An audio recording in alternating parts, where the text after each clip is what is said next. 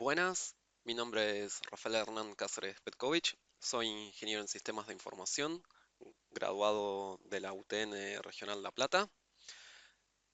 Trabajo en el área de datos y esta que vamos a ver ahora a continuación forma parte de la currícula del curso que estamos dando de Fundamentos de Datos.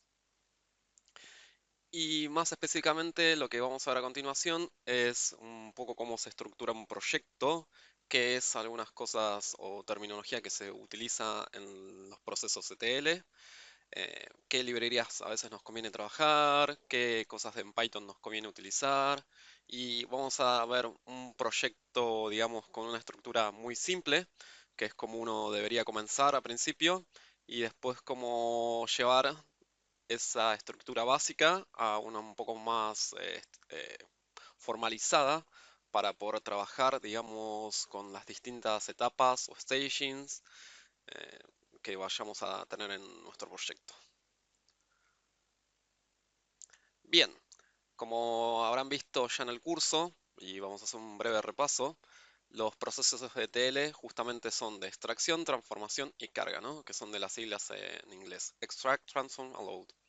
Entonces, la extracción generalmente para nosotros es toda esa etapa en la cual nosotros vamos a tomar los datos desde algún lugar, que los datos, como sabemos, pueden venir en distintos formatos, puede ser en archivos, esos archivos pueden ser en formato CSV, en formato de Excel, a veces los podemos tomar a través de alguna API, también podemos tomarlos a través de conexiones vía base de datos, que pueden ser Postgres, Oracle, SQL Server.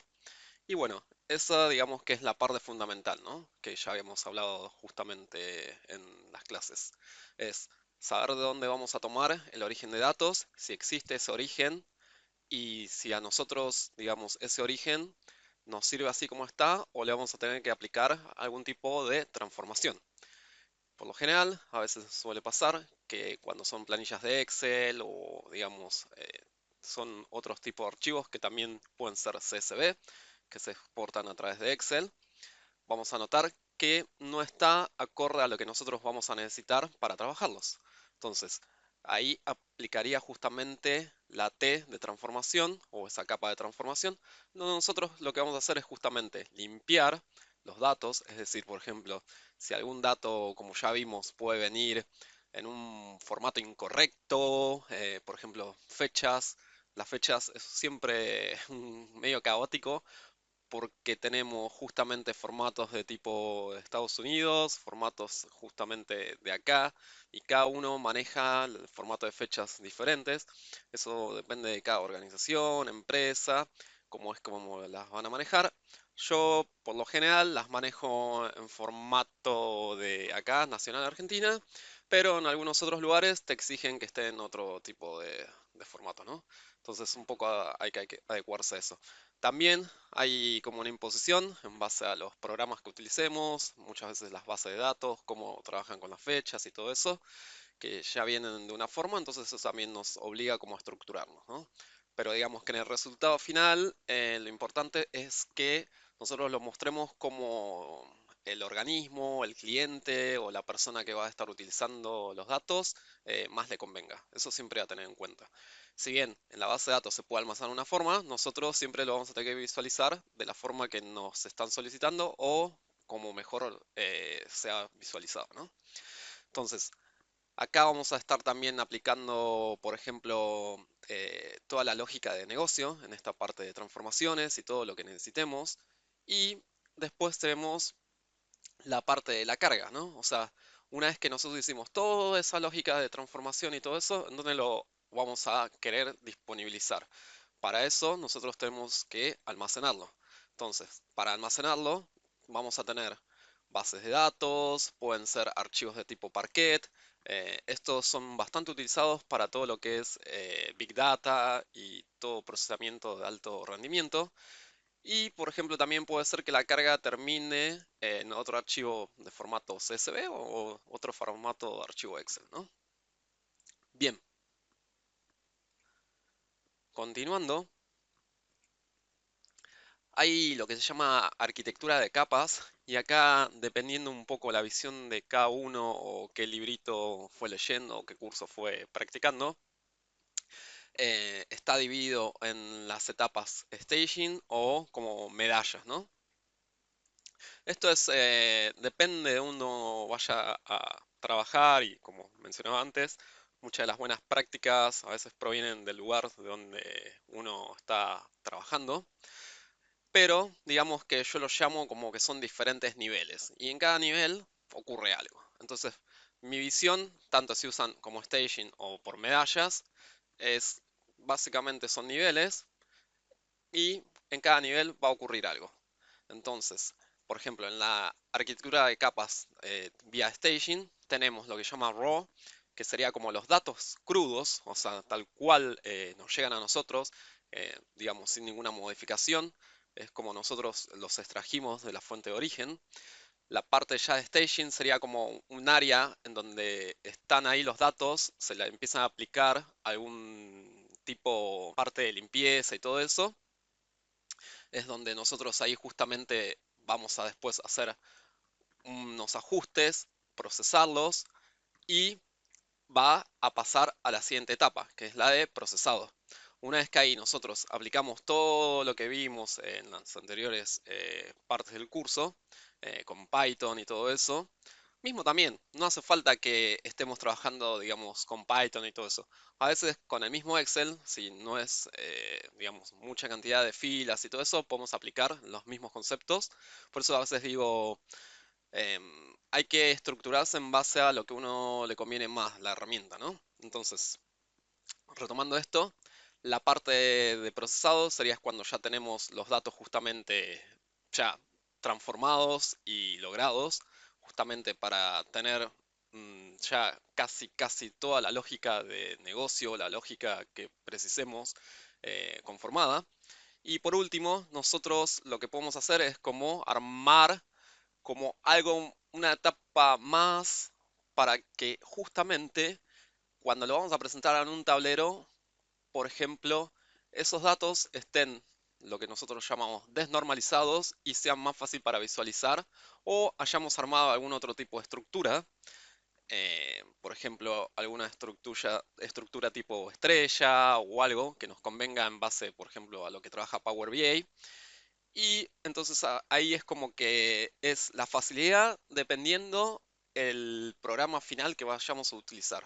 A veces con la etapa final de procesado nos podemos conformar y otras, por ejemplo, nos conviene llevarlo a, a un formato específico de algún trabajo, digamos, que nos están solicitando con un formato específico de reportería y todo eso.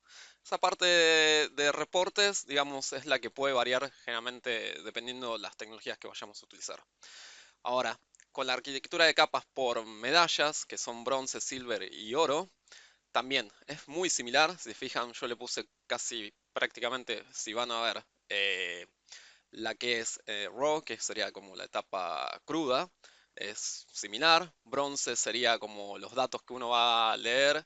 Ahí se le aplica lo que llama un casting, es decir, por ejemplo, si son datos de tipo fecha, se le coloca de tipo fecha, si son datos de tipo texto, se coloca de tipo texto, si son datos coma flotante y todo eso, punto flotante, o sea, que tienen una coma y decimales y todo eso.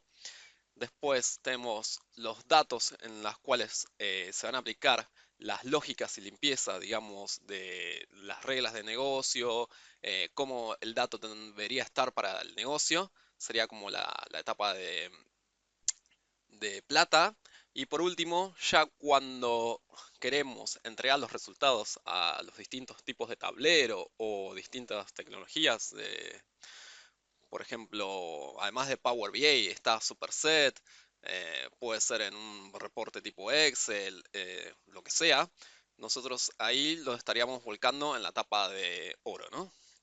Siempre tengan en cuenta que el medio final, en donde va a terminar esto, si bien nosotros estamos haciendo hincapié a dashboards y todo eso, o sea, tableros, pueden ser que los tableros estén construidos en distintas tecnologías, ¿no? O sea, si me dicen, no, volcámelo en un Excel, bueno, mis métricas finales justamente están adaptadas a hojas de Excel. Lo mismo con otros tipos de tableros que hay, digamos, Superset, Power BI8. Bien, nosotros en este caso vamos a usar un poco la estructura moderna, la que se suele estar utilizando ahora. Igual yo sigo haciendo hincapié que es indiferente mientras se vaya cumpliendo, digamos, las distintas etapas. Si ustedes en su proyecto lo quieren llamar nivel 1, nivel 2, nivel 3, no habría drama. El tema siempre es mencionar qué es lo que se hace, digamos, en los distintos niveles. Y sería, y mientras esté documentado, no afectaría esto, ¿no? Estas son como reglas prácticas, digamos, y que va a ser visualizado por distintos grupos de personas, entonces por ahí ese grupo de personas se entiende más con los estándares y todo eso, ¿no? Por eso es que uno suele trabajar con estándares en toda la industria, ¿no? O trata de eso. Bueno, en nuestro proyecto lo que vamos a estar trabajando justamente es tomar una fuente de un archivo CSV. Después nosotros vamos a estar haciendo, digamos, toda la parte de tipado, casting y todo eso, todavía sin aplicar las reglas de negocio. Después en la siguiente etapa nosotros ahí sí vamos a aplicar una limpieza de los datos. Después vamos a aplicar las reglas que queramos en base a nuestros requerimientos. Si se acuerdan, ya vimos toda la parte de los requerimientos y todo eso. Acá es como que ya tendríamos que tener masticado esos conceptos. Y después eso lo vamos a volcar en una etapa final, en donde, digamos, nos va a servir para estar mostrando justamente en un tablero. Así que bueno, acá abajo yo puse algunos conceptos de cada más o menos que se pueden ir haciendo. Bien, en este caso es un ejercicio bastante simple. Si bien yo no puse las etapas de bronce y silver en directorios para este proyecto, directamente los estructuré que de raw sí están en memoria. Eso es importante también. Distinguir qué cosas nos conviene dejarlas en memoria y qué cosas por ahí nos conviene realmente volcarlas a disco. Hay que empezar a entender ese tipo de, digamos, trabajo que vayamos a ir haciendo.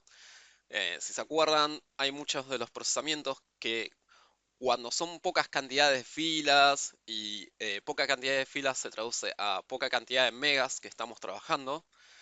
No sé si en alguna parte cuando ustedes trabajan recuerdan que la mayoría de las estructuras que estamos utilizando, por ejemplo, con Python, si por ejemplo utilizamos las librerías Pandas o Polars, lo que tienen es que trabajan en memoria y después se puede hacer un volcado a disco para cuando se requiere que se quede almacenado ahí y para posterior uso. O también cuando son, digamos, procesamientos de datos muy grandes. Entonces ahí también lo que nos conviene es aplicar distintas técnicas como para ir manejando ese gran volumen de datos, ¿no? Así que bueno. Después podemos tener como logs. Los logs serían como, hey, sucedió algo aquí, algo, un error o algo que nosotros queramos hacer noticia. Por ejemplo, si se detectó algún patrón específico en la calidad de los datos, detectamos alguna cosa, entonces bueno, los logs nos van a servir para ese tipo de cosas. Y después, otra de las cosas que hay que empezar a estructurar es toda la parte de los transformer loaders, los pipelines y las extracciones, ¿no? Acá yo voy a hablar un poco, digamos, la parte de extracción o extractores sería en donde nosotros vamos a estar trabajando. ¿Cómo voy a extraer la fuente de origen? ¿Va a ser por archivos? ¿Qué tipo de archivos? ¿Excel? ¿CSV? ¿De bases de datos? ¿Vamos a extraer de un SharePoint? ¿De un Google Drive? Entonces, toda la lógica de extractores va a estar ahí. Muy importante en proyectos grandes, en donde vamos a tener distintas fuentes justamente de datos. Recuerden que por lo general sería un mundo ideal en donde nosotros vamos a extraer justamente datos de una única fuente, pero esto no suele ocurrir. Y por lo general vamos a estar trabajando con distintas fuentes. Por eso es importante tener definido en los extractores todas las posibilidades que nosotros vayamos a tener en nuestro proyecto, que es algo que tendríamos que ir como observando en en las primeras etapas de toma de requerimientos, desde dónde va a venir ese origen de datos. Si viene de varias fuentes, bueno, vamos a tener digamos, distintos tipos de extractores, ¿no? Así que eso es muy importante. Después, las transformaciones van a estar, digamos, en toda la lógica de transformación acá, en la carpeta de transformers.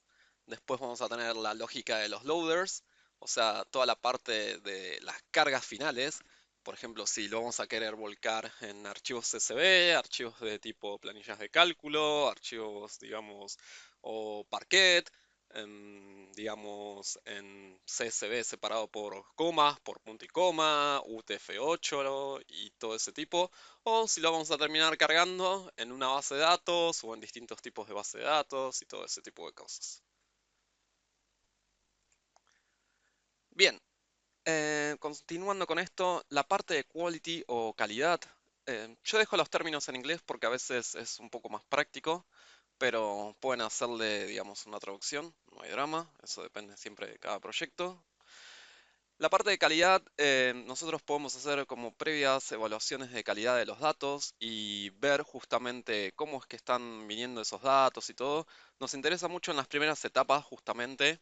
Hemos mencionado por ahí en los primeros videos de que nosotros cuando extraemos y queremos aplicar un poco de toda la parte de transformaciones y limpieza de datos, ahí nos interesa ver qué cantidad o el volumen de datos que está viniendo de una forma específica, ver por ejemplo si los campos que necesitamos vienen con, digamos, datos realmente, porque puede suceder que vengan de una forma, por ejemplo, a veces pueden venir, digamos, filas de donde tengan una columna vacía, otras que en vez de esa columna vacía diga null, y eso es donde por ahí nos empieza a perjudicar y donde tenemos que aplicar como un estándar de limpieza y justamente por eso queremos analizar todas esas métricas de calidad de datos, ¿no? Digamos, también lo que puede ocurrir es que en donde se cargan nombres y apellidos, a veces los nombres y apellidos vienen todos en minúscula, o vienen en mayúscula, viene un mixto, o viene una coma. Entonces nosotros de alguna forma tenemos que examinar todo eso, obtener métricas para que después podamos generar una limpieza, ¿no? Yo siempre recomiendo aplicar toda la lógica para ver calidad de datos primero para entender un poco cómo están las fuentes.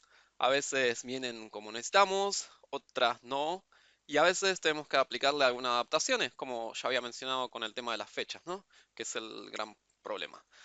Y después generalmente también tenemos la parte de los pipelines. Pipelines sería cómo nosotros vamos a estar estructurando nuestro proyecto.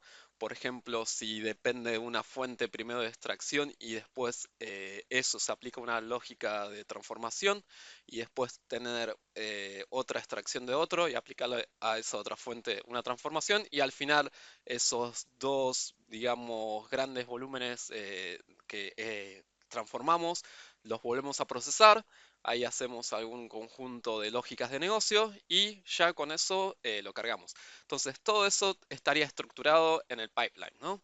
Es decir, el paso a paso de cómo nosotros vamos a estar trabajando un poco la lógica de negocio orientada a datos, ¿no? Bien, también cabe aclarar que yo no mencioné mucho todo el tema de inteligencia artificial, pero a veces nuestros procesos de datos pueden estar orientados con procesos de inteligencia artificial. Por ejemplo, muchas veces hay uno de los problemas que hay en generar por ahí reglas que son muy estrictas, por ejemplo, con los regex, suele ocurrir de que son muy estrictas en la hora de la ejecución y resulta que no pueden filtrar o no pueden trabajar con los distintos tipos de contenido de datos que pueda tener esa fuente. Es decir, por ejemplo, imagínense ustedes si tienen que procesar sinónimos y cosas así, de palabras y todo ese tipo de cosas. Esto es muy común ver por ahí en el tema de calles, que por ejemplo tenemos la calle 12 de octubre y 12 se puede escribir con el numeral, o sea, con el número 12 o se puede escribir con digamos, en palabras, 12, lo mismo con primero o 25. Tenemos distintas formas de escribirlo que si bien nosotros a simple vista podemos distinguir el primero si pone uno o si pone 1 RO, que es primero, o si pone uno el símbolo de numeral, o si escribe primero, pero para la lógica de datos y para la lógica de que nosotros trabajamos en códigos como Python, se complica. Si bien hay algunas librerías que nos permiten trabajar con caches y todo eso, a veces en estos casos conviene o hacer sinónimos, diccionarios de sinónimos, y todo ese tipo de cosas, o buscar algún modelo de IA en donde nos pueda ayudar para trabajar con este tipo de calles, por ejemplo, ¿no? Entonces ya podríamos ahí estructurar y armar todo un pipeline en donde ciertos tipos de transformaciones vengan justamente con modelos para trabajar con inteligencia artificial. Bien, recuerden como que no está mal la utilización de la inteligencia artificial, si bien también, lo repito, depende mucho de cada organismo y los datos que se vayan a trabajar, un poco del tema de la confidencialidad, si son datos, digamos, que no van a afectar con el ciudadano y todo eso, pueden ir directamente, igual eso siempre hay que conversarlo previamente, o si ya tienen modelos locales en donde ustedes trabajen y todo eso. Así que es como siempre es un punto de debate, ¿no? Esto. Pero sí, hay que tener en cuenta que la IA nos ayuda mucho para toda la parte de datos a nosotros también, ¿no? Mismo para estructurar un proyecto, por ejemplo, después les voy a hablar. Yo a veces lo que hago, o lo que suelo hacer, es estructurar los proyectos, hacer todo el trabajo, digamos, manual, ver cómo es la lógica de negocio, entenderlo, y por ahí ya hay cosas que las voy pasando a través de la inteligencia artificial, porque se me facilitan más las tareas y todo eso. O sea, hay que tener en cuenta. Bien, em, también tener en cuenta que, por ejemplo, nosotros queremos realizar distintos tipos de test. La parte de test es muy importante. A veces nos olvidamos nosotros de hacer esta capa de testing o de QA, ¿no? Que básicamente sería ver si son, después de todo el pipeline que se recorre y todos los estados, digamos, desde la etapa inicial hasta la etapa bronce, plata y oro, cómo quedaría el resultado final de lo que queremos, de la lógica de negocio. ¿Está bien esto? ¿Es lo que esperábamos? Bueno, para eso podemos generar distintos tipos de test y ver si los datos justamente cumplen o no estas normativas, ¿no? Digamos, si cumplen con lo que realmente necesitábamos. Así que es muy importante, digamos, estructurar estas cosas.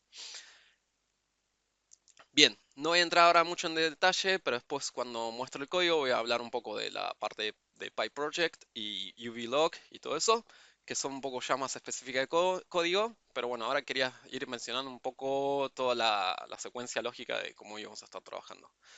Bueno, sí, importante determinar qué es lo que vamos a estar trabajando entre clases y funciones.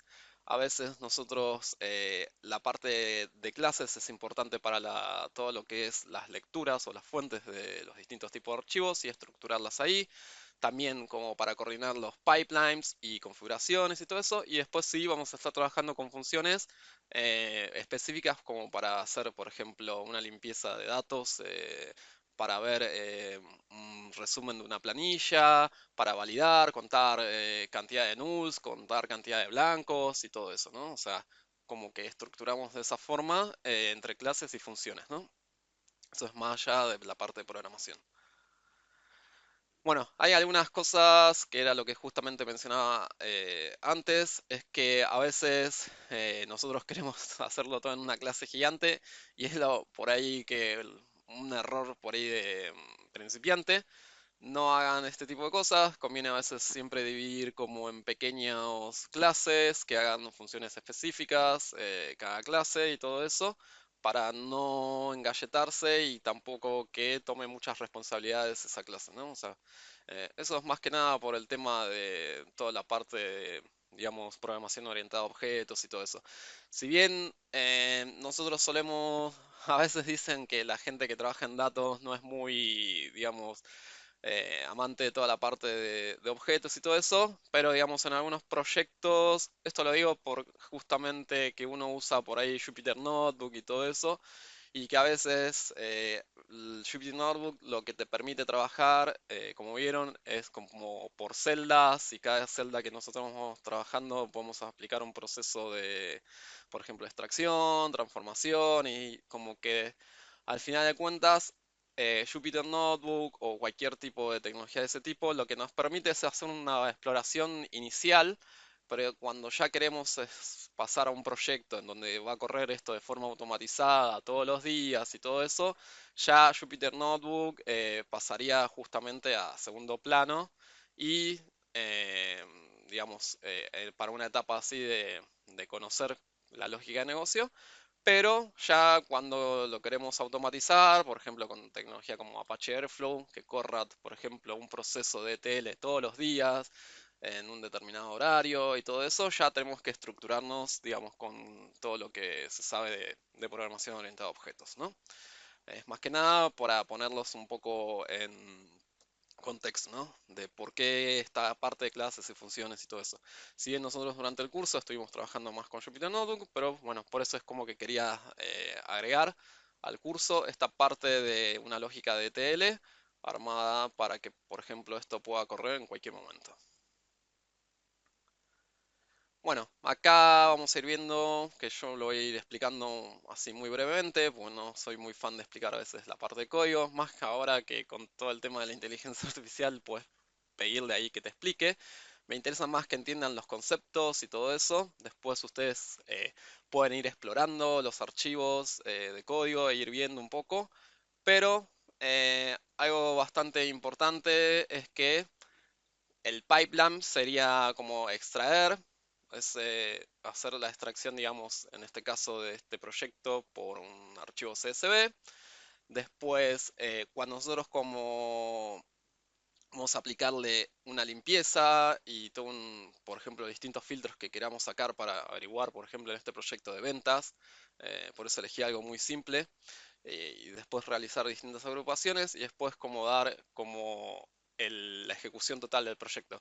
Esto es lo que se conoce como primero armamos toda la estructura y después cuando le aplicamos la parte final, que sería el collect, sería como lo que se conoce como un lazy frame, ¿no?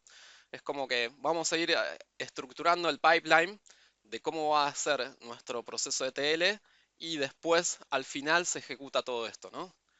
Es muy diferente por ahí a lo que se suele trabajar con pandas y todo eso. Esto es algo propio de Polars. Pero pandas lo utilizo bastante para las primeras etapas y cuando son proyectos que no tienen mucha cantidad de filas, es lo que yo considero adecuado.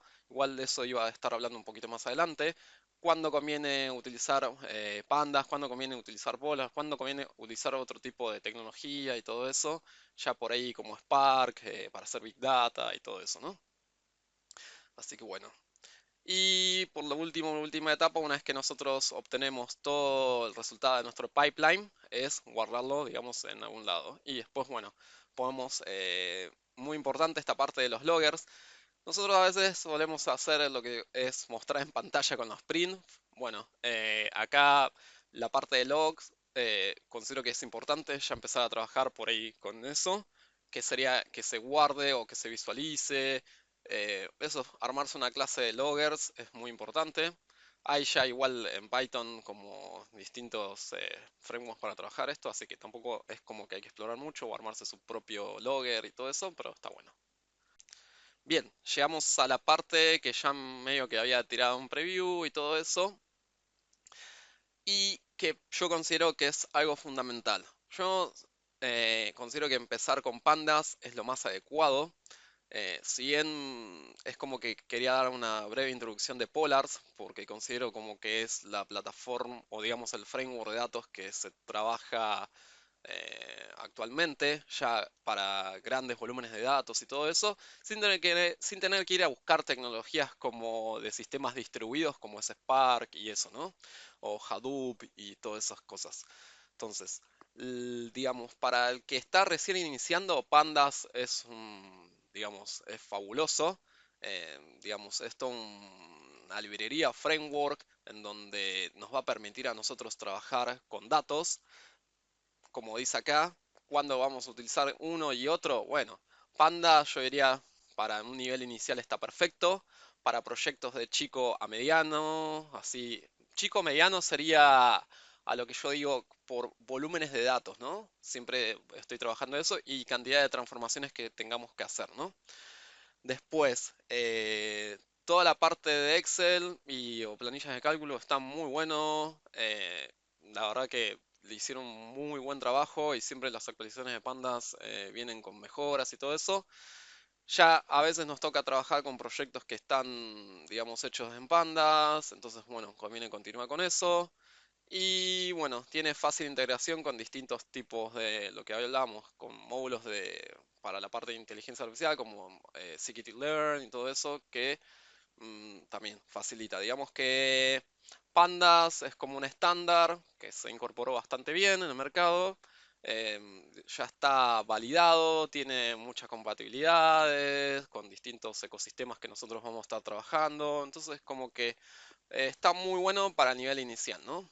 El tema es cuando nosotros empezamos a tener grandes volúmenes de datos. Si bien Pandas ofrece lo que es trabajar como por chunks, que son como pedazos o digamos trozos, o yo lo llamo como, ok, voy a tomar una X cantidad de filas y eso lo proceso. Después tomo otra X cantidad de filas y lo proceso, ¿no? Y así voy haciendo mi lógica de negocio. Entonces, Pandas para esto está muy bueno y justamente para trabajar con la parte de multiprocesamiento, porque lo que podemos hacer es justamente dividir en X cantidad de filas. Después, esa X cantidad de filas, por ejemplo, de a 100.000 vamos a tomar. Imagínense que tenemos 15 millones de filas, ¿no? Y queremos hacer un proceso. Entonces, por ahí, si nuestra computadora lo permite, porque esto recuerden que está corriendo sobre nuestra computadora, eh, en la arquitectura de computadoras es importante saber la cantidad de RAM que tenemos. Después, la cantidad de núcleos y la cantidad de threads, que eso ya más un poco entra en lo que es diseño o arquitectura de sistemas, ¿no? De computadora. Pero es importante para nuestro lado saber esos datos porque, por ejemplo, repetía, tenemos 14 millones de datos, podemos dividir en distintos chunks y tomar de a 200.000, por ejemplo, y hacer que cada núcleo de nuestro procesador tome 200.000, los vaya procesando, después esto lo vaya volcando en alguna variable que se vaya acumulando, algún valor que queramos. Por ejemplo, queremos averiguar una suma específica de un local para una tienda muy grande o, por ejemplo, para el tema del padrón electoral. Y queremos averiguar, no sé, por ejemplo, que está dividido en 8 secciones y podemos dividir esas secciones en, digamos, en diferentes chunks y todo eso.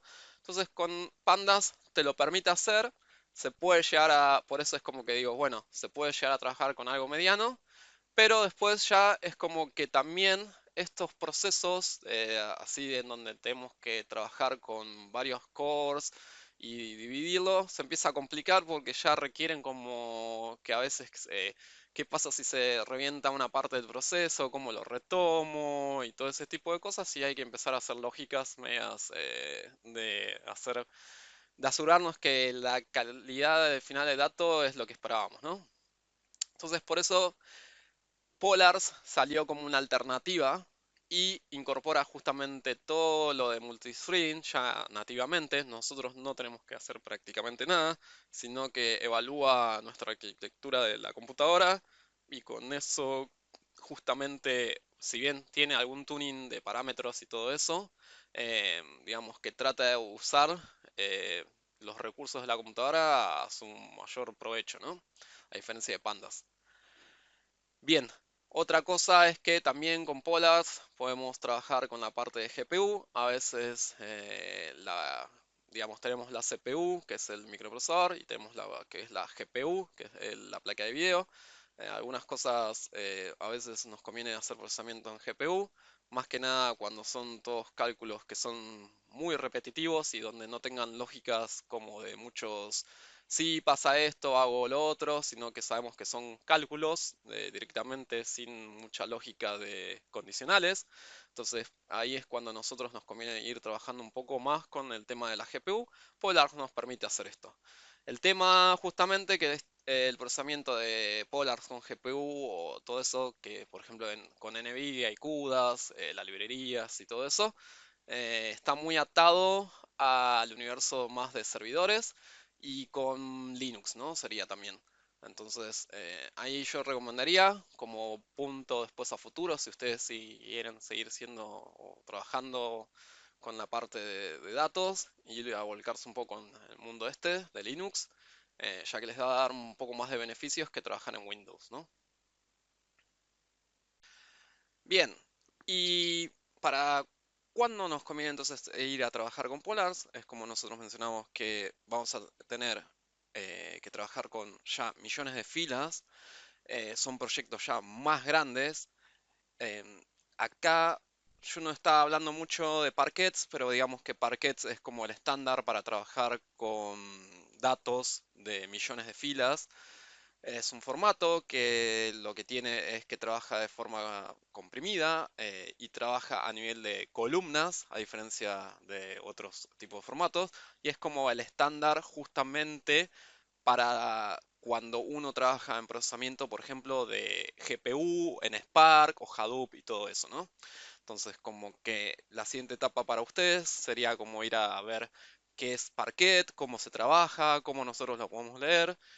Generalmente, digamos, Polars ya trae como integrado para poder leer los parquets y todo eso. Y bueno, justamente también lo que les comentaba de trabajar en modo lazy es de, primero no, yo configuro un poco todo mi parte, digamos, lo que vimos acá, de, ok, cómo voy a ir a trabajar, cómo voy a extraer el dato, cómo voy a limpiar, cómo lo voy a filtrar y todo eso, y al final le ejecuto un collect y ahí es donde recién se ejecuta todo el proceso, ¿no? O sea, primero lo armo y después lo ejecuto, ¿no? Entonces esa es la ventaja como de ir a trabajar con el modo lazy, ¿no? Acá lo que quería mencionar es que este modo lazy no solo se trabaja con Polar, sino con Spark también, es normal trabajarlo, y justamente es por esto que yo menciono, es que no vamos a ejecutar nada hasta que nosotros se lo pedimos, ¿no? Esa es la gran ventaja. Entonces, es como que podemos ir haciendo nuestra planificación de lo que queremos ir trabajando entonces acá se pueden hacer una optimización internamente o también nosotros optimizar nuestro pipeline y después cuando queremos, ¡pum!, ahí ejecutamos, ¿no? Esa es la ventaja del modo lazy, ¿no? Y generalmente es cuando justamente esto nos interesa para cuando tenemos proyectos ya muy grandes. Es por eso que está, digamos, esta funcionalidad, ¿no? Del modo lazy. Em, Como ventaja así adicional, así que estoy pensando, también es como que piensen que en el otro modo con pandas, por ahí es como que estamos usando constantemente la memoria y acá es como que le da lugar a ajustar los procesos para ir trabajando en memoria y no exigir tanto, digamos, en el almacenamiento de memoria. Recuerden que la memoria RAM, si bien, digamos, ahora el tema es de los precios de la memoria RAM que se incrementaron y todo eso, pero digamos, ya cuando ustedes trabajan con servidores y todo eso, pueden tener acceso a una gran cantidad de RAM pero también nosotros tenemos que pensar que en los servidores vamos a dividir los proyectos con otras personas y todo eso, ¿no? O sea, siempre es lo que yo digo, importante es saber en dónde vamos a ir a ejecutar nuestros procesos CTL. ¿Van a quedar local en nuestras computadoras? ¿Van a ir a un servidor específico? Eso también, en algún momento es que tienen que hacer todo ese tipo de evaluaciones, ¿no? eh, digamos, si van a correr localmente, digamos, ustedes pueden disponibilizar de una X cantidad de tiempo su computadora para correr el proceso de TL, en el caso que necesite, no sé, media hora para hacer un procesamiento y eso. Entonces, como que acá es donde uno tiene que ir evaluando todo también ese tipo de cosas, ¿no? Pero bueno, digamos que esas son cosas que por ahora, digamos que nos con las cosas tranqui y después vayan como escalando, ¿no? A esto. La idea de este curso es dejarles como pequeños pasitos para qué es lo que seguiría para que ustedes puedan evolucionar con todo este mundo de datos, ¿no? Pero bueno, ir como mencionándoles distintos tipos de tecnologías y todo eso para que vayan después se indaguen o busquen algún otro curso y todos vayan como buscando distintas capacitaciones y todo eso, ¿no? Así que bueno. Bueno, acá es un ejemplo que igual después lo pueden chusmear, la filmina la voy a dejar disponible. Y es como nosotros vamos a ir viendo, algunas, es muy similar, lo que tiene es que si ustedes aprendieron pandas, no hay mucha diferencia, digamos, entre uno y otro. Digamos que son por ahí más conceptos técnicos y de cómo se ejecuta, pero digamos que es muy parecido todo eso, ¿no? En vez de tener un data frame, se tiene lo que se llama un lazy frame, pero sigue siendo muy similar en concepto, nada más cambia la forma de ejecución.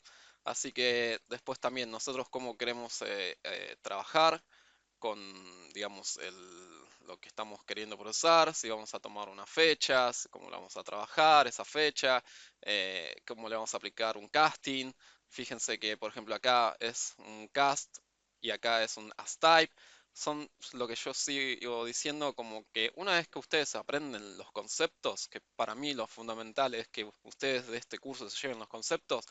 Después, la sintaxis la pueden buscar a través de algún agente de inteligencia artificial, con ChatGPT, Gemini, Claude.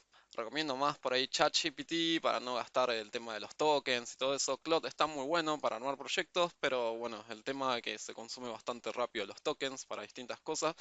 Por ahí Claude lo recomiendo para dejar cosas muy puntuales de que tengamos problemas o alguna planificación de algún pipeline y cosas así, salvo que se pasen por ahí o se los paguen el organismo, la empresa, donde quieran, o ustedes pongan disponer de mayor cantidad de, digamos, del servicio, no lo estaría muy recomendado, ¿no? Ustedes también, una buena práctica para trabajar generalmente es decir, ok, prearmar la estructura, ustedes, ver un poco cómo es cada función, por ahí trabajarla y después si quieren eso lo vuelcan en algún modelo de, por ejemplo en ChatGPT, le dicen, bueno, mejorame esto, agregame esto, lo otro, pero ya le dan una idea más trabajada a, digamos, a la inteligencia artificial. Eso no está mal, así que, pero sí considero que en las primeras etapas del negocio sí sepan evaluar ustedes, sí sepan trabajar y validen que lo que están haciendo es lo que ustedes quieren y no lo que la IA quiere, ¿no? Porque hay muchos de los modelos de IA lo que hacen es responderte lo que sea como para brindarte una respuesta, pero a veces no es lo que nosotros apuntamos. Entonces, digamos, por eso es que justamente estoy diciendo háganlo de forma manual primero, aunque sea un código burdo, como que ahí ustedes vayan después puliéndolo de a poco y listo, ¿ves? Así que bueno, ahora vamos a hablar un poco de la parte de las buenas prácticas de ETL, ¿no? Entonces, importante es no mezclar las distintas etapas, o sea, lo que decíamos de voy a leer, voy a transformar y escribir, ¿no? O sea, como dividirlo eso, ¿no? En lectura, en una transformación y después una escritura, ¿no? O sea, que no forme parte de la misma función. Después, trata de evitar lo que son las rutas hardcodeadas. Si bien al principio está bien hardcodear sería como que voy a decir que voy a tomar de tal directorio específico o de tal carpeta un archivo de Excel. Bueno, eso al principio del proyecto está bien, pero después por ahí es un buen ejemplo para usar la IA de decir, ok, esto que está hardcodeado, pasámelo a una mejor práctica, ¿no?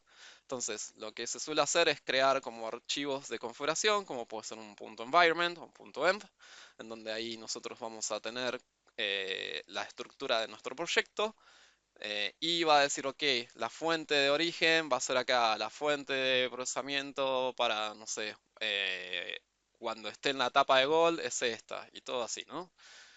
También es lo que venía diciendo un poco más atrás, tratar de si bien al principio está bueno usar los prints como para mostrar en pantalla y ver, Después conviene también, esto lo pueden pasar ustedes con la IA, son los buenos casos que yo siempre digo que la IA nos ayuda bastante a nosotros los programadores. Decir, ok, todo lo que veas con print, pásamelo a lógica con logins. Después, también cuando trabajen con pandas, esto de aplicar el copy antes de modificar, es una buena práctica. En Polars, bueno, usar la parte de los lazy frame, después hacer el collect, que es lo recomendable. Si bien se puede hacer también usar Polars como si fuera pandas, pero no es el objetivo, ¿no?, de Polars.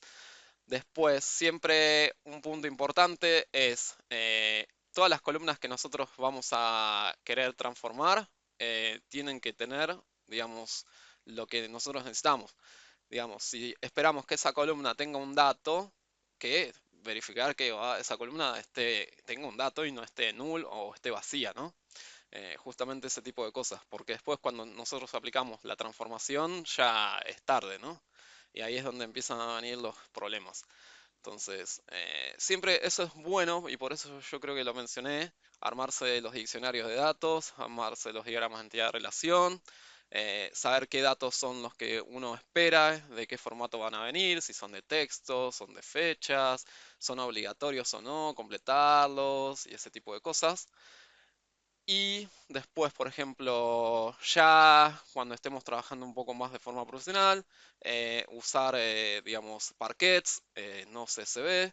CSV ocupa mucho más, Parquet es mucho más fácil de utilizarlo. Esto es como ya una práctica un poco más a futuro, les diría. Después, una muy buena práctica recomendable es escribir, digamos, los tests para cada parte que nosotros consideremos del negocio y que sea importante. A veces no nos da tiempo, pero bueno, acá es otro ejemplo en donde nosotros podemos usar la IA justamente para decir, hey, esta regla de negocio, te paso acá el código que tengo escrito, haceme los tests. Entonces, digamos, es todas las buenas prácticas que yo voy recomendando y voy haciendo un mix que, eh, digamos, a esta altura del partido, la IA es como una herramienta más. Eso es lo que se tiene que... No nos va a reemplazar, sí va a ser una herramienta más a nuestro repertorio, ¿no? Bueno, la parte esta de PyProject y UVlog, después lo voy a explicar un poco cuando veamos. Hay una parte que quiero explicar, la diferencia por ahí entre UV o pip, que es el, digamos, el manejador de paquetes y toda la parte de gestión del virtual environment, ¿no? Que eso después lo voy a explicar. Y importante siempre decir, ok, ¿cómo va a ejecutarse mi proyecto? Creo que esta parte es fundamental y a veces es como que en la prisa nosotros nos olvidamos de generar documentación y todo eso. Si bien documentación de requerimientos siempre es como bienvenida o de las reglas de negocio, porque después nos olvidamos de cómo funciona, de acá pasó a 2 meses, y la parte de comentar el código también es importante y todo eso, pero también es cómo nosotros vamos a correr el proyecto, es decir, qué comandos necesita esta para, o qué espera de argumentos de funciones, qué esto, cómo se va a ejecutar, cómo es un poco el pipeline, al menos describirlo en algún documento. Una buena práctica es describirlo en un archivo de léame o readme y bueno, ahí está. Acá un poco mencionando más de lo mismo, el stack recomendado, digamos, para ser de un junior a un semi-senior, si lo quieren llamar así, es trabajar por lo menos con esta stack. Después ya para una posición más de semi-senior, sí recomiendo pasarse a evaluar un poco para más adelante, se los dejo mencionado, lo que es Spark y toda la parte de Hadoop, que son para sistemas distribuidos. Y bueno, también hacer mucho hincapié en la parte de base de datos, que eso es importante, ¿no? También a veces mucho de las cosas nosotros las queremos resolver, digamos, con Python y por ahí con la base de datos es mucho más fácil, ¿no? Pero eso también depende mucho de qué tantos permisos tengamos y todo eso. Por ahí eso es otra opción como a definir. A veces nosotros tenemos permisos solo de lectura para la base de datos y no tenemos otros tipos de permisos como para generar vistas y todas esas cosas en las bases de datos, entonces no podemos realizar ningún tipo de ajuste o transformaciones y nada de eso a nivel de base de datos y lo tenemos que hacer, digamos, de nuestro lado, ¿no? O sea, desde solo leyendo y después haciendo la extracción y si queremos, por ahí sí, trabajarlo en una base de datos local y eso ahí ya es diferente, ¿no? Pero bueno, eso depende también mucho de ver qué el proyecto qué escala es y todo eso, ¿no? Así que bueno, esto sería más o menos lo que estuvimos hablando.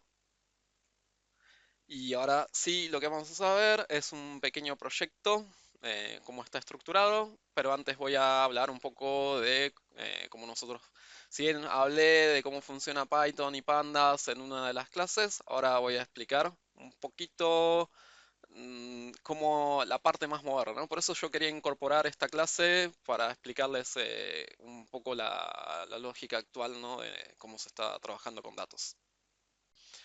Bueno, lo que voy a explicar aplica para tanto si trabajan en Windows, Linux o Mac, digamos, es similar. La parte hablando de la estructura de proyecto y también, digamos, si van a trabajar con Python y todo eso. Por ahí lo que va a cambiar un poco es cómo nosotros manejamos. Yo soy más de manejar con lo que llaman la terminal. En el caso de Windows pueden trabajar con el PowerShell o también desde el Visual Studio Code o el Visual Code o cualquier otro editor. Eso, digamos, es a placer de uno, ¿no? O sea, como uno quiere manejarse. Bien, en mi caso yo estoy usando una distribución de Linux Ubuntu, así que es un poco la más práctica, digamos, la que más me sirve a mí. Eso en el caso que ustedes después quieran evolucionar un poco, trabajar con Linux y todo eso. Así que se los recomiendo, la verdad. Bien, ¿cómo es la estructura un poco del proyecto y todo eso? Nosotros vamos a ir viendo un poco que en este caso es un proyecto bastante simple, en donde vamos a trabajar un par de ventas y todo eso.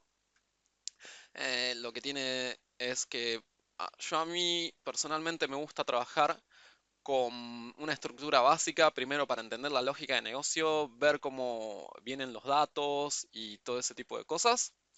Y después sí, estructurar el proyecto, digamos, a lo que vimos en la arquitectura de capas. Pero antes, sí recomiendo usar por ahí Jupyter Lab, Jupyter Notebook o cualquiera uno de esos notebooks, en donde nos permiten evaluar, ver un poco los datos, cómo vienen, trabajar con eso, que es un poco lo que vimos durante el curso. Y una vez que nosotros ya tenemos un poco los datos, la lógica de negocio y todo eso, sí, estructurarlo aunque sea en un formato básico, de decir, ok, acá están los datos, después esta es mi ejecución de proyecto, un pipeline básico y todo ese tipo de cosas, ¿no? Eso es lo que me gusta a mí empezar a generar en los proyectos. Después sí, ya cuando la tengo clara con la lógica de negocio y todo eso, directamente ya armo la arquitectura en capas y ahí ya directamente me mando, ¿no? Pero bueno, al principio es como que primero necesito entender, es lo que yo digo, ¿no? Al menos es así como a mí me resulta más fácil. Bien, algo importante es que durante el curso nosotros estuvimos usando pip.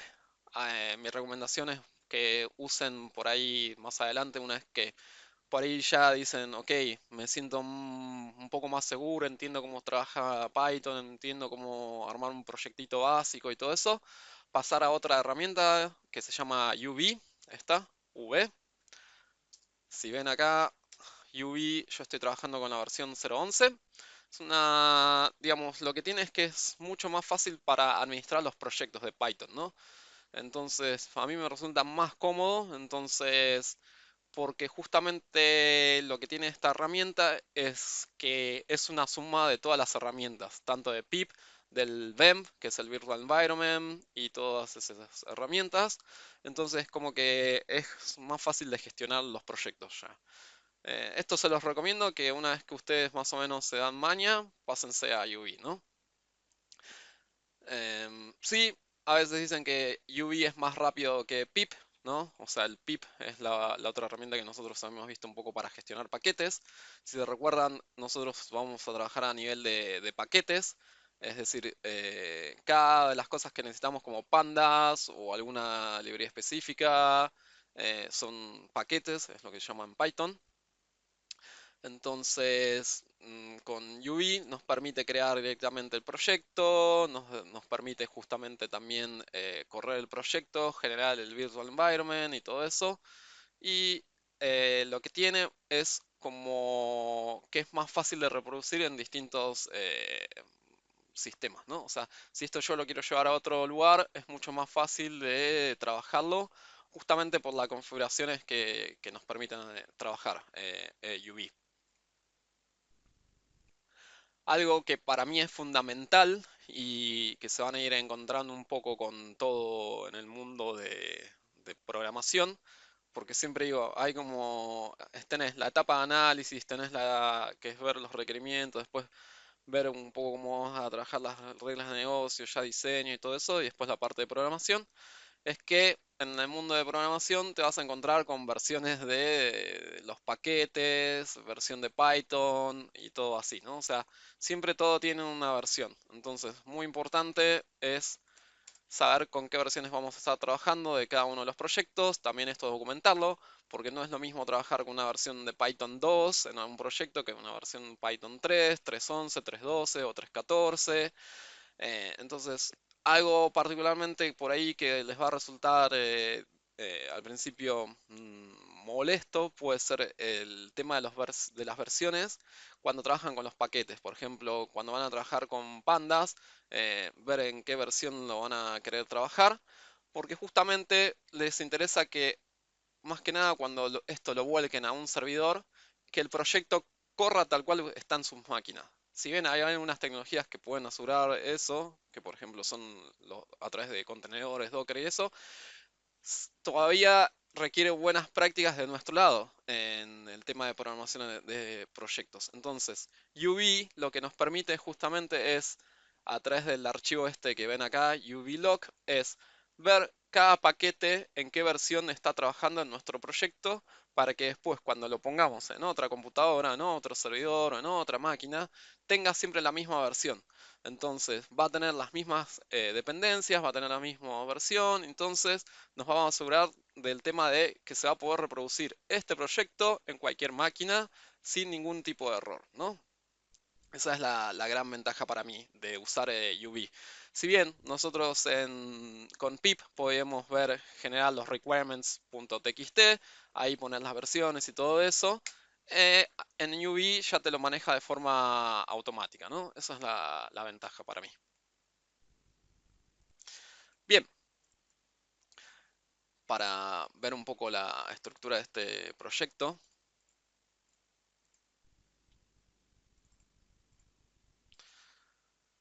ahí estamos. Acá justo vemos lo que estábamos conversando un poco del UVlock. Por ejemplo, nos da la recomendación de qué versión de Python trabajar. Eso está muy bueno porque a veces suele ocurrir. La versión de Python en algunas tienen algunas features que nos interesen. Por ejemplo, cuando trabajamos con la parte de multiprocesamiento, hay en la versión a partir de la 3.12 tienen un mejor trabajo en la parte de multiprocesamiento. Entonces, es decir, por ahí algunos proyectos van a requerir que trabaje con esa versión, otros no importa, pueden ir a versiones anteriores. Así que eso es siempre importante evaluar y también nos va a ir viendo los paquetes que nosotros vamos a ir necesitando de forma de nuestro proyecto de datos, ¿no? Entonces con esto es como que le pone, ok, necesito tal versión, tal de tal paquete y está de esa forma ya estructurado en el UVlog y directamente cuando nosotros hagamos una sincronización de proyecto y lo creemos, directamente lo va a tomar ahí sin ningún drama, ¿no? Esa es la ventaja. Así que otra de las cosas que quería destacar es que justamente tener el README, estos README los pueden crear también con IA o pueden estar ustedes un poco eh, ir documentando y después pasarla a la IA para que lo mejore. Me gusta mucho armar la estructura de árbol para que quede determinado cómo está el proyecto armado. Después justamente veo qué es lo que se quiere hacer, cómo nosotros, o sea, una básica regla de negocio puede ser, o para qué sirve el proyecto y todo eso. Después, importante para mí, o sea, por ejemplo, la parte de sincronizar. el tema de los paquetes y todo eso y el entorno con UV-Sync, o sea, dejar comandos como para decir, ok, ejecuta esto para que ocurra tal cosa, cómo nosotros ejecutamos el proyecto, importante, y después, por ejemplo, resultado esperado del proyecto, cómo nosotros ejecutamos los tests unitarios y todo ese tipo de cosas, cómo puede ser para agregar una nueva dependencia y cosas así. Y bueno, acá yo les dejé como decir, ok, quiero que hagan como una pequeña actividad para después. Esto en actividad no es obligatoria, pero es como para decir, ok, vamos a extender este proyecto y entender justamente, decir, ok, ¿cómo puedo hacer esto? ¿Cómo lo puedo agregar? Ir jugando y rompiendo el proyecto y decir, ok, llegar a entender un poco más de Polars, ¿no? Así que bueno, este es otro, digamos, archivo que yo había dicho que lo íbamos a ver dentro del proyecto. El pyproject.tom es un archivo donde está la configuración del proyecto. Esto generalmente se usa cuando estamos trabajando con UV y reemplazaría a lo que sería a un setup.py a lo que también se conoce como requerimientos o los requirements.txt del pip, ¿no? Del manejador de paquetes.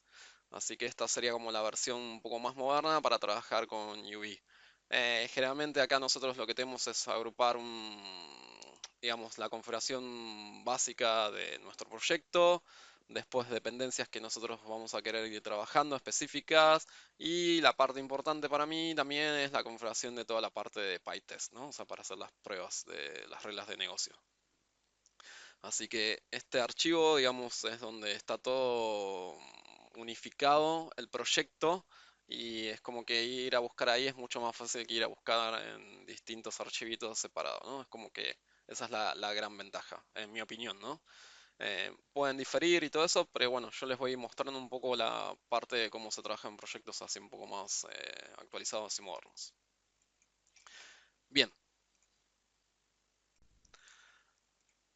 la estructura que nosotros estamos trabajando ahora, donde tenemos los archivos, digamos, crudos o que así que vienen por default.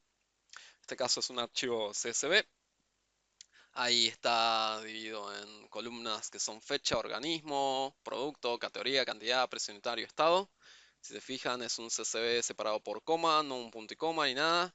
La estructura de las fechas, digamos, es año, mes y día, si se fijan. Entonces también eso es como un tema, es lo que les decía, que evaluar, porque si se acuerdan pueden ponerlo de otro formato y todo eso. Pero digamos, yo trabajo con este porque sé que en la base de datos a veces viene así por default y es que ya viene trabajado, ¿no?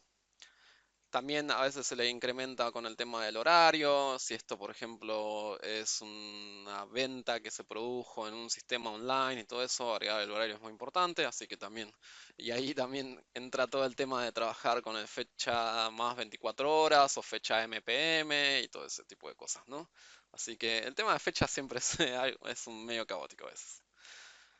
Bien, entonces nuestro dataset sería en este caso estas ventas de los distintos productos, donde tienen cantidades, precios y bueno, cómo quedó la venta, si quedó cerrada, se canceló o quedó en pendiente. Entonces nos interesa un poco evaluar eso, ¿no? Es un ejemplo bastante simple, pero es como que la idea, o sea, me interesaba a ustedes que saquen la idea de este proyecto, ¿no? Por eso siempre empezar con algo simple para después ir a cosas más complejas. La idea es que justamente una vez que corra el script de Python del ETL, termine haciendo el procesamiento y nos devuelva un resumen mensual de consumo digamos, por los productos y otro por organismo, ¿no? Esas son como las dos requerimientos que tendríamos para este negocio. Ver o organismo, o como quieran llamarlo. Yo le llamo lógica de negocio porque es más o menos como uno les enseñan, pero también puede ser lógica de un organismo específico y todo eso, ¿no? Así que lo que esperan es tener un resumen mensual de ventas, es decir, mes a mes cómo fue por cada categoría. Si se fijan, por ejemplo, en hardware, la cantidad y todo eso, y que tiene que haber un agrupamiento. y después otro a nivel de organismos y determinado por año, ¿no? Son cosas muy típicas que suelen pedir. Obviamente esto está simplificado, las cosas que nos suelen pedir son siempre más, un poco más de complejidad elevada, ¿no? Pero bueno,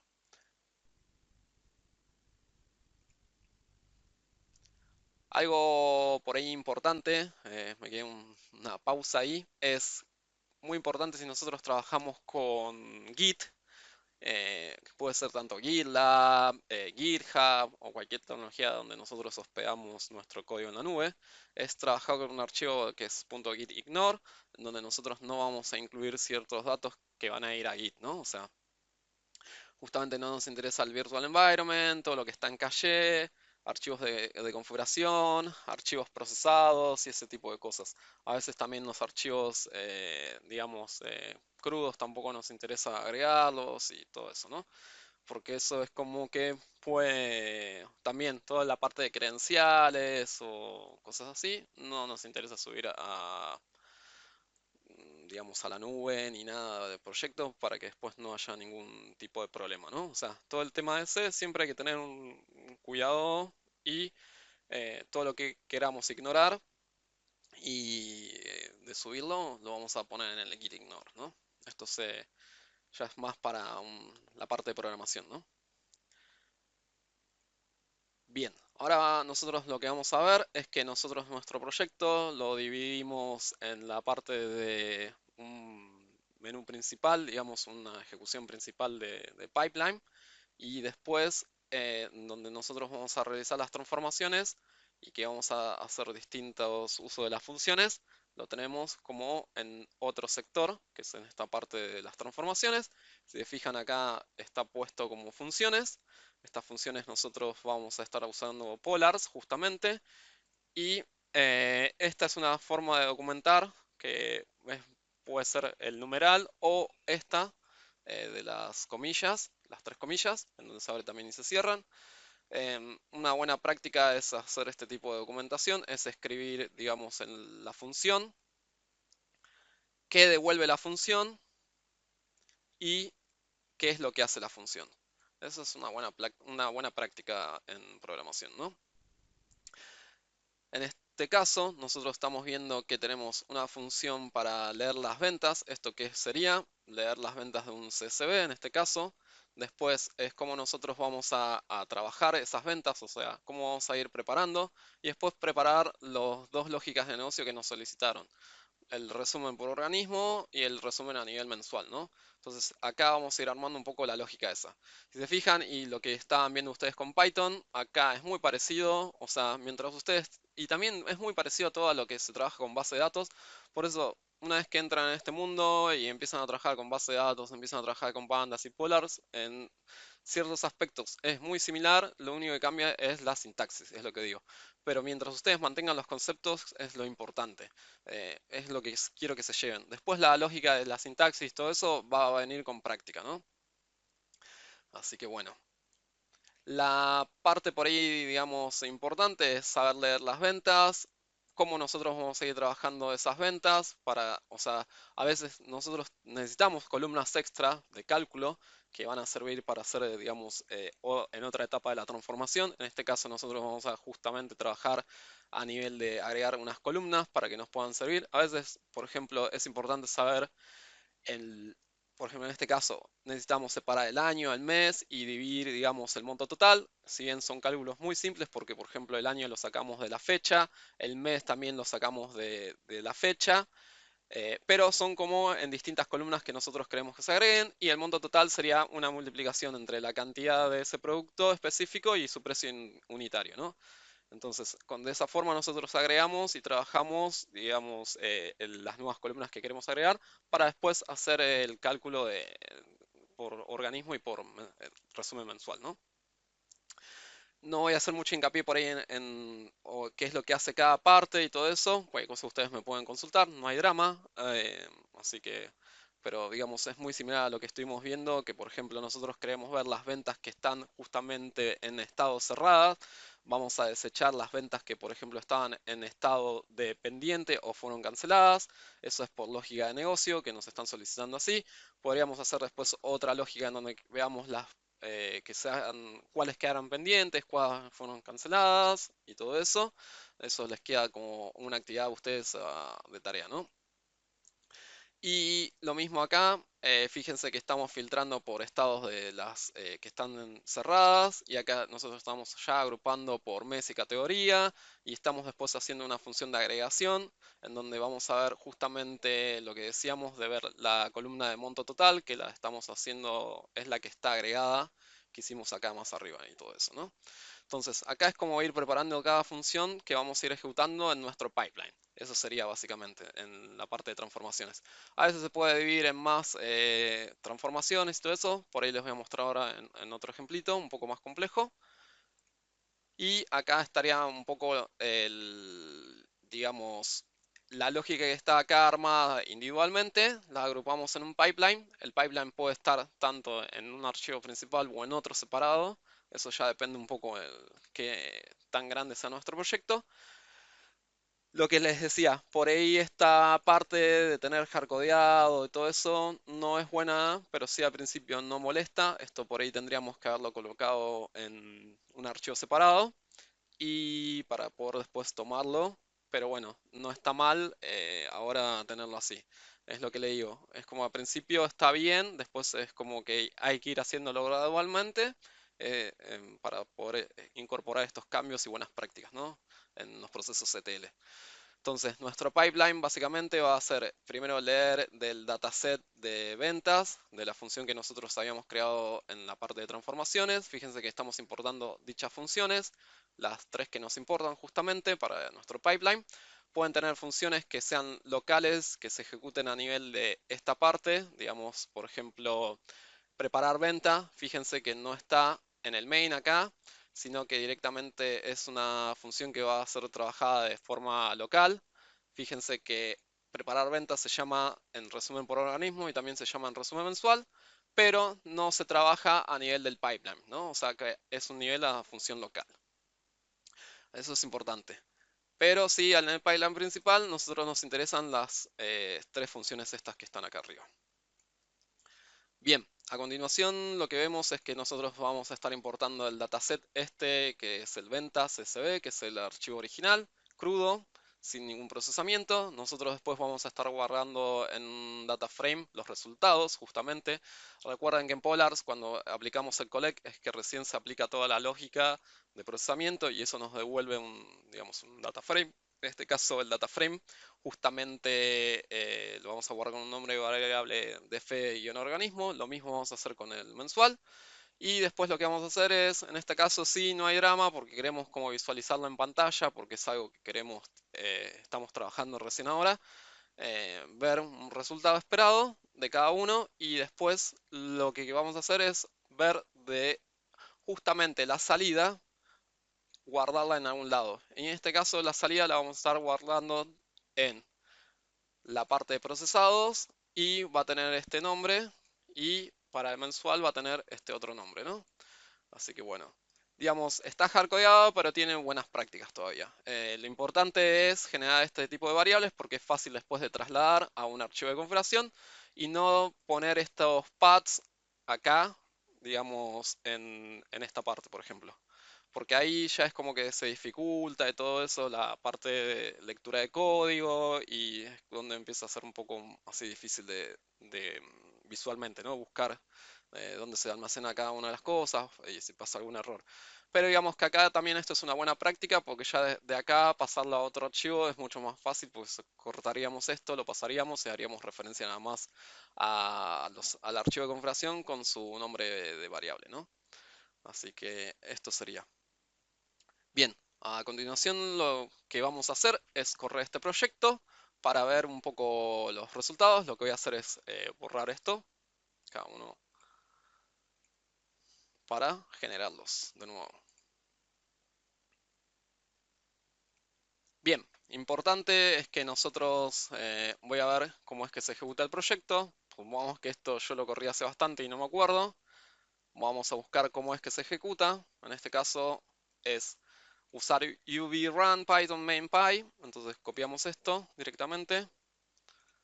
Lo voy a pegar acá y lo voy a ejecutar. Como vemos acá, nos va a mostrar justamente un resumen de lo que estamos trabajando, que era ese print que habíamos visto. Vamos a ver el resumen por organismo y el resumen mensual. Si a veces suele pasar de que cuando ustedes muestran y tienen muchas columnas, no se logran visualizar todas, es como que te da algo sintético, pero lo importante es que, digamos, ok, obtuvimos un resultado, vemos ahí todo eso. Fíjense que acá no nos mostró toda la cantidad de filas, sino como que nos puso unos puntos ahí, eso es normal. Y lo que vamos a ver es que generamos dos archivos. Entonces, vamos a buscar esos archivos justamente del proyecto. Y si se fijan, están acá. Entonces, generamos esos archivos, vemos los resultados, obtenemos acá. Y, por ejemplo, esto ya es más fácil de pasarlo a un Excel o pasarlo a otro lado o enviarlo directamente para hacer otro tipo de procesamiento. Así que esto sería la estructura de un proyecto básico. Ahora vamos a ver un proyecto ya el mismo, pero por ahí dividido en un poco más de etapas y con algunas más operaciones. Bien, acá voy a mostrar un poco la lógica del otro proyecto con sus tests y todo eso y vamos a analizar. Bien, acá ya vamos a ir viendo. La lógica es bastante similar, pero acá si se fijan ya incorporamos la parte de la capa de estados. En este caso a mí no me interesa mantener los resultados de las capas intermedias, entonces me interesa mantener la capa, digamos, última, la gold, o la última, puede ser la última de dashboard o como lo quieran llamar, pero seguimos trabajando con el mismo concepto, ¿no? O sea, bien, acá lo que tenemos es que ya tenemos un poco más de configuraciones. La idea es dejarles este proyecto para que vean cómo es que se estructuraría ya en en una segunda iteración o tercera. Una vez que nosotros entendemos un poco la lógica de negocio, cómo lo vamos a dejar esto funcionando para que corra continuamente en un Apache Airflow o lo que sea. Bien, si se fijan, acá ya vamos a buscar el tema del pipeline. El pipeline ya está puesto como, o mejor dicho, definido como ventas pipeline. Si se ven, ventas pipeline directamente lo estamos importando de este sector de pipelines, pipelines. Entonces es como que nosotros la ventaja de hacerlo de esta forma es que podemos experimentar distintos pipelines, evaluar, por ejemplo, a veces algunas lógicas de negocio nos van a decir que queremos un pipeline para ver productos que fueron cancelados o quedaron pendientes, entonces podemos armar un pipeline para esas divisiones. Era lo que yo les había mencionado tipo en el proyecto anterior de, ok, podemos armar un pipeline para ver los productos que hayan sido las ventas concretadas, otro para las ventas en estado pendiente y otros para las ventas que fueron canceladas. Y ahí serían tres pipelines diferentes, pero serían con los mismos recursos que tomamos de ventas, ¿no? Acá, de este. Lo único que cambiaría es como nosotros si vamos a ir evaluando ese pipeline, ¿no? Eso es lo que yo les decía de, ok, ¿qué lógica de negocio voy a ir a aplicar para cada uno? Entonces, es importante por ahí sectorizar también los pipelines, ¿no? Entonces, en este proyecto lo que vemos es en ventas pipelines. Acá es lo que medio les dejé así comentado. Ya está un poco más estructurado con una clase, tenemos un validador de columnas, tenemos en vez de unos prints un logger, cada etapa también de silver, bronce y oro. Justamente también acá está un poco más trabajada y todo eso. Siempre también informar cómo va trabajando a nivel de logs y si se fue completando esto o no. Y también si, por ejemplo, este pipeline finalizó correctamente, ¿no? Nosotros también podemos hacer que el pipeline, en caso de que vuelva un error, indicarlo, ¿no? O sea, es importante también eso porque a veces, por ahí en el día a día, cuando nosotros hacemos alguna validación o algo, más que nada suele suceder cuando estamos trabajando con archivos de planillas de cálculo. Hablo de planillas de cálculo porque pueden ser del Google Sheet o de Excel, en donde por ahí justo movieron o cambiaron el nombre de la columna, entonces suele pasar eso, de que por ejemplo esta, en vez de organismo, tocaron ese archivo y lo llamaron organismos, entonces esa ya columna nos puede llegar a afectar, porque nosotros esperamos que la columna llame organismo. Si bien nosotros podemos evaluar por posición, generalmente nosotros lo que hacemos es evaluar por ahí por el nombre de la columna y todo eso, y ahí ya nos generaría un error. Entonces es importante que saber de que si en alguna etapa sucedió algo, que nos informe. En nuestro caso, como a veces nuestros proyectos de ETL donde trabajamos suelen tomar planillas de cálculo, realizamos primero una validación de si las columnas se llaman como nosotros esperamos. En el caso de que no se llamen así como esperábamos o como deberían llamarse, ya producimos un evento de un error, digamos, una detección y ya informamos de que hay un problema, ¿no? Entonces, y no seguimos con el pipeline. Es como que lo cortamos. Esa parte de verificación justamente forma parte del pipeline que generalmente nosotros hacemos. También lo recomiendo.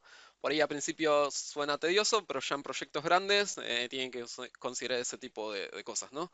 O si nosotros, por ejemplo, incorporamos una nueva columna, generalmente no pasaría nada, pero bueno, también menciona de que está incorporada una nueva columna, puede ser como una advertencia, un mensaje, decir, ok, tenemos una nueva columna, fíjate a ver si no pasa nada, lo puedo ejecutar el proyecto, pero bueno, como mencionarlo, ¿no? Así que ese tipo de cosas es muy recomendable aplicarlas. Bien, también la parte de calidad de datos y esto, que es lo que les venía mencionando un poco en la filmina. Esto nosotros antes de ver un poco las transformaciones, a nosotros justamente nos conviene ver cómo es que vienen las columnas, si vienen con algún problema de que, oh, viene en blanco, hay faltantes, tiene algún problema de que si viene en blanco nulo, todo ese tipo de cosas. Esperamos, uno de los casos por ahí que suele suceder es que vengan filas duplicadas y todo ese tipo de cosas, entonces es importante tener esas consideraciones, ¿no? En el tema de calidad de datos. Así que bueno, acá estaríamos informando toda la parte justamente esa, que debería formar siempre parte del pipeline, porque es como que nosotros estamos esperando que el dato venga de una forma y si viene de otra, no nos sirve para hacer la parte de la transformación, ¿no? Bueno, así de temas importantes. Después, bueno, los loaders. En este caso acá nosotros podemos hacer los loaders a través de si estamos leyendo un archivo CSV, si estamos leyendo un archivo Parquet, si estamos leyendo de una base de datos tipo Oracle, si le estamos leyendo una base de datos de Postgres o de cualquier otro tipo de fuente donde nosotros podemos extraer los datos. Así que acá es donde nosotros vamos a estar estructurando todo esto.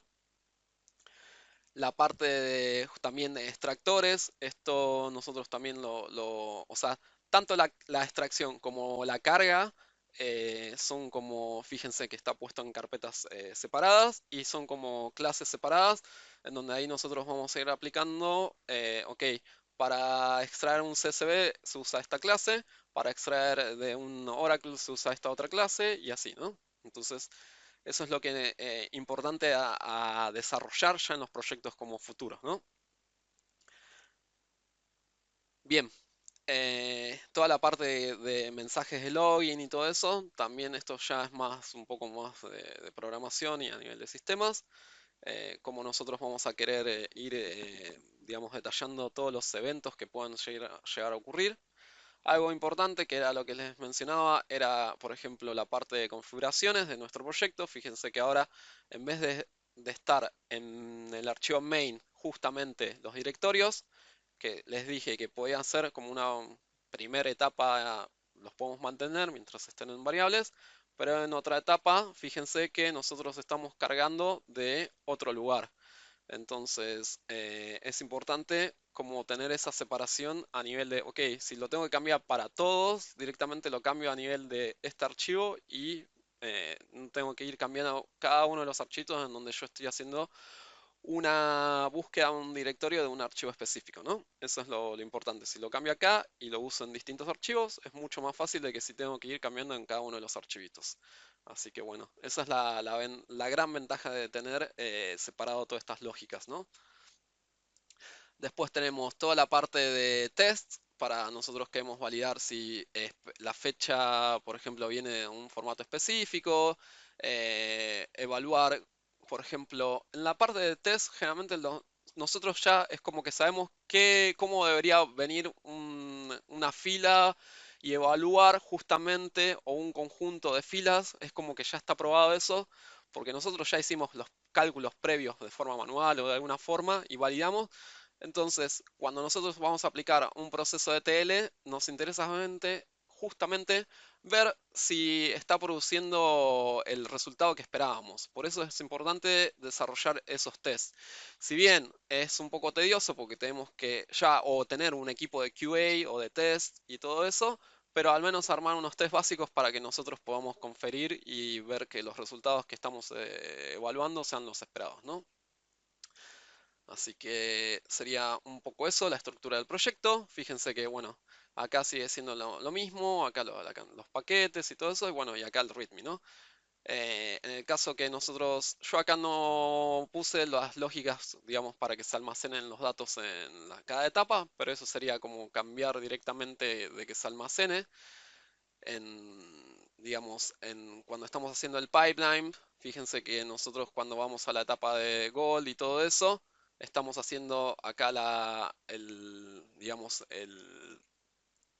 la parte de guardar, es decir, la parte que está invocando al loader, este que vemos acá, o sea, está llamando a la parte de loader al guardar, pero nosotros lo estamos haciendo directamente en la última etapa de gol. Pero sí podríamos hacerlo que se vaya guardando en cada una de las etapas, tanto bronce, silver y todo eso, ¿no? O sea, sería incorporarle ahí la parte de guardado para las distintas etapas, ¿no? Así que eso no habría drama. Es, digamos, copiar esto acá, ir en cada una de las etapas, decirle en dónde lo vamos a ir a guardar y ya estaría con eso. Así que bueno. Esto sería como el proyecto ya un poco más elaborado y como uno esperaría que se entregue el proyecto ya finalizado para un proceso de TL un poco más complejo ya, ¿no? Si bien nosotros lo hicimos para un ejemplo básico, pero es como uno esperaría entregar un proyecto, ¿no? A nivel profesional. También la parte del punto environment, a veces es recomendable generar un archivo de ejemplo y después que la gente lo pueda modificar. Lo mismo con el ignore, el git y todo eso. Así que este sería como el proyecto ya un poco más elaborado. Y bueno, ahora busquemos la parte ya de ejecución del proyecto. Y bueno, veamos los resultados y cómo, a ver si voy a ir a borrar esto.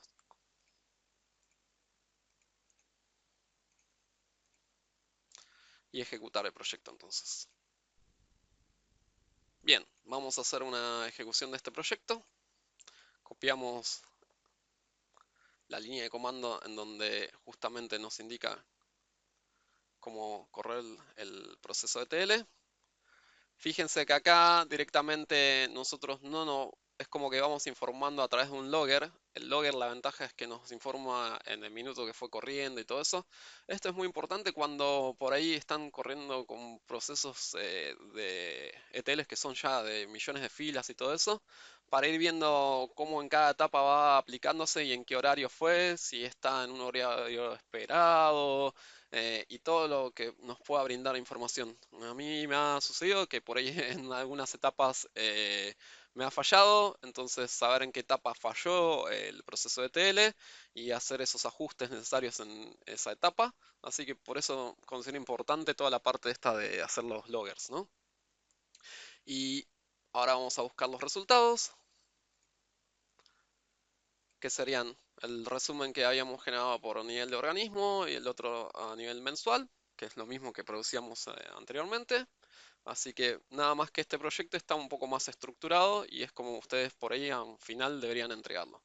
Es lo que les repito, esto es cuestión de práctica, cuestión de ir haciendo ajustes, de cuestión de ir uno tomando todo las buenas prácticas de trabajar con datos, ¿no?